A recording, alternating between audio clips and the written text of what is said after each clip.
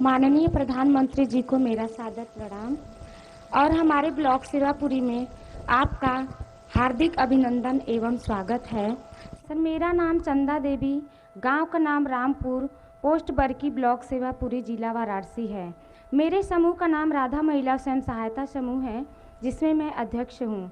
मेरे ग्राम संगठन का नाम महादेव महिला ग्राम संगठन है, जिसमें मैं इसी सदस्य हूँ। मेरे परिवार में कुल 5 सदस्य हैं। समूह से जुड़ने से पहले मेरी आर्थिक स्थिति अच्छी नहीं थी, इसलिए हमारे बच्चों का रहन सहन, उनका खान पान, उनकी शिक्षा व्यवस्था देखने में मुझे काफ़ी कठिनाइयों का सामना करना पड़ा। एक दिन कुछ दीदियाँ हमारे पास आई, उन्होंने हमें समूह के बारे में बताया और हमें समझाया कि समूह के माध्यम से हम जुड़कर कैसे अपने आर्थिक रोजगार को बढ़ा सकते हैं और अपनी आर्थिक स्थिति को सुधार सकते हैं। फिर हम समूह में जुड़े।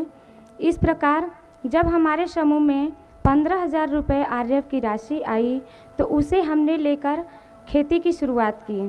सब्जी की खेती से मुझे 30,000 रुपये का इनकम हुआ, जिससे कि मैंने 15,000 रुपये अपना ऋण चुकाया और 15,000 रुपये की मुझे बचत हुई। फिर इसके बाद हमारे समूह में जब सीआईएफ की राशि आई 1,10,000 रुपये, वहाँ से हमने 1 लाख रुपए उठाया और रेहनी खेत के तौर पे ले लिया। फिर उसमें मैंने धान की खेती की। फिर उस धान की खेती से मुझे सीधे 35,000 रुपये का लाभ हुआ। इस तरह मैं अपना काम खेती से करती गई और मेरी आर्थिक स्थिति में काफ़ी सुधार आया। आपका पालन पोषण और उनकी शिक्षा व्यवस्था में भी काफ़ी बदलाव आया। फिर एक दिन हमारी मुलाकात हमारी मंजू दीदी, जो हमारे ब्लॉक की बीएमएम हैं, उनसे हुई। उन्होंने हमें बैंक सखी के कार्य के बारे में बताया। फिर उन्होंने हमें बैंक सखी का कार्य अच्छी तरह से समझाया और बैंक सखी के रूप में मेरा चयन भी किया। फिर मैं यूनियन बैंक ऑफ इंडिया बरकी में बैंक सखी के रूप में कार्य करने लगी। फिर यहाँ से मेरी आर्थिक स्थिति में और सुधार आया और मैं आत्मनिर्भर बनने के साथ साथ मेरी एक अपनी अलग पहचान बनी बैंक सखी के रूप में। फिर मेरी खेती के माध्यम से और मेरी बैंक सखी के माध्यम से 1 साल का मेरा 1,30,000 रुपये का बचत हो जाता है। तो इस तरह से मैं आत्मनिर्भर बनने के साथ साथ मेरी अपनी एक अलग पहचान बनाई। इसका पूरा श्रेय मैं माननीय प्रधानमंत्री जी को देना चाहती हूँ कि उनके माध्यम से हमें आत्मनिर्भर बनने का जो सौभाग्य प्राप्त हुआ, उसके लिए हम उनको कोटि कोटि धन्यवाद देना चाहते हैं। और मैं उनसे आगे ऐसे ही अनुरोध करना चाहूँगी कि वो महिला सशक्तिकरण के लिए और भी कई सारी योजनाएं लेकर आएं, जिनसे कि हमारी क्षेत्र की महिलाएं इनसे जुड़कर लाभान्वित होकर आत्मनिर्भर बनने का प्रयास करें। धन्यवाद। जय हिंद, जय भारत। चंदा देवी जी, आपकी पढ़ाई क्या हुई है? Sir, inter pass. तो आप इतना बढ़िया भाषण करती हैं। जी सर। तो कभी चुनाव लड़ी हो क्या? नहीं सर। तो लड़ोगी? नहीं सर, ये सर आपसे हम इंस्पायर होते हैं सर। आप जो प्रयास करते हैं सर, हम उनसे अपना कदम मिलाकर चलते हैं। इस वजह से जो हम आज हासिल कर पाए हैं सर, ये हमारा सौभाग्य है कि हम आपके सामने उपस्थित हैं सर और आपके सामने 2 बातें बोल रहे हैं सर। ये हमारे लिए बहुत बड़ी गर्व की बात है। अरे सब महिलाएं तालियां बजाएगी। अच्छा चंदा देवी जी, बच्चे क्या पढ़ते हैं? सर, अभी मेरी बिटिया कक्षा 7वीं में है सर और हमारा बेटा अभी कक्षा 3 में है सर। क्या सोचा है, बच्चों को क्या पढ़ाओगे? सर, अगर हमारी आर्थिक स्थिति अच्छी रही तो हम उनको बहुत अच्छे से अच्छे कॉलेज में डालना चाहते हैं और उनकी पढ़ाई पूरी करवाना चाहते हैं। और अभी अच्छा पढ़ते हैं कि ऐसे ही? नहीं सर, पढ़ते हैं सर। वरना माँ सखी मंडल चलाती हैं, वो सेल्फ हेल्प ग्रुप में काम कर रही है, वो बैंक सखी बन गई है। सब कुछ देखते हुए करते हैं सर। अपने बच्चों का भी ध्यान रखते हैं, अपने परिवार का भी ध्यान रखते हैं सर, अपनी मम्मी जी का भी साथ रखते हैं, ध्यान रखते हैं और साथ साथ अपने सर गांव की महिलाओं का भी ध्यान रखते हुए हमारा जो कर्तव्य है हम उसको पूरा करते हैं सर। अच्छा, आप लखपति दीदी बन गई? जी सर। अब मेरा सपना है, जी सर। और मैं यहाँ जो बहनें बैठी हैं उनको भी बताना चाहता हूँ। जी सर।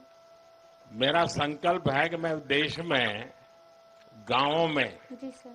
आप जैसे परिवार की जो माताएं बहनें हैं, इस देश में 2 करोड़ 2 करोड़ माताओं बहनों को मुझे लखपति बनाना है। तो आपकी बात जब सुनेंगे ना तो लोगों को विश्वास हो जाएगा कि हाँ, लखपति दीदी बन सकते हैं। सर ये कहने की बात नहीं है, हम लोग बोल नहीं पाते हैं। हमारी तरह बहुत सारी दीदियां हैं सर जो समूह के माध्यम से जुड़कर आत्मनिर्भर बनी है और लखपति दीदी बनी है सर। यहाँ बोलने को हर किसी को मौका नहीं मिलता सर, ये हमारा कितनी बहनें हैं जो लखपति दीदी बनी होगी यहाँ? सर हमारे गांव में कम से कम हर समूह से 2-4 महिलाएं तो बनी गई हैं। 2-3 महिलाएं बन गई? जी सर। अच्छा, आपके समूह को मैं एक काम बताता हूँ, कर सकते हैं क्या? बताइए सर, प्रयास करेंगे पूरी तरह। देखिए, हमारे देश में जी सर आजकल शादी ब्याह होते हैं। जी सर। तो वो खड़े खड़े खाने का रिवाज शुरू हो गया अब। जी सर। तो लोगों को लगता है कि दोबारा मिलेगा ना, इसलिए थाली भर देते हैं। जी सर। और फिर आधा छोड़ देते हैं, तो खाना बर्बाद हो जाता जी है। सर। किसी के घर में जन्मदिन है तो भी खाना बर्बाद हो जाता है। अगर आपके सेल्फ हेल्प ग्रुप की बहनें, जी सर। उनको परोसना कैसे, उसकी ट्रेनिंग हो जाए, जी सर। उनके अच्छे कपड़े हो जाएं, फिर वो हाथ में मोजे वोजे पहन करके, दस्तक पहन करके परोसने के लिए जाएं ऐसे लोगों में, जी सर। तो खाना तो बचेगा ही बचेगा। जी सर। जो लोग आते हैं उनको भी अच्छी सर्विस मिल जाएगी। जी सर। आपकी बहनों को कमाई हो जाएगी। जी सर।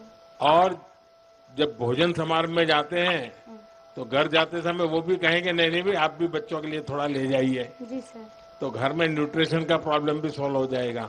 जी सर। तो मैं समझता हूँ एक ऐसा काम है कि जो लोग खाना खराब करते हैं, जी सर। फेंक देते हैं, अगर परोसने की व्यवस्था नियम से बन जाए तो बहुत कुछ बच सकता है। तो ऐसा काम कर सकते हैं आपकी बहनें? कर सकती हैं सर। तो सबको ट्रेन करोगी आप? जी सर बिल्कुल। और मैं भी योगी जी को बताता हूँ कि ऐसे लोग जो अपना समारोह करें जी तो सर। आप जैसे लोगों को बुलाएं जी और सर। वो परोसना का काम संभाले। जी सर। अच्छा, आपके गांव में स्वच्छता का अभियान का कुछ सोचते हैं लोग? जी सर करते हैं सर, जगह जगह लगाए गए हैं। कूड़ा उसमें फेंकते हैं सर, फिर वहाँ से गाड़ी आती है, ग्राम पंचायत के जगह बनी है एक तो, वहाँ पे ले जाते हैं सर। नहीं, लेकिन उसमें तो कोई खाद बनाना, खेत में उपयोग करना, ऐसा कुछ हो रहा है क्या? जी ऐसा सर नहीं हो रहा। शुरुआत हुई है सर, अभी अच्छा। थोड़ा समय लगेगा सर। किसी चीज की शुरुआत होती है सर तो उसको बनने में थोड़ा समय लगता है, फिर अभी तो शुरुआत हुई है सर, धीरे धीरे हो जाए।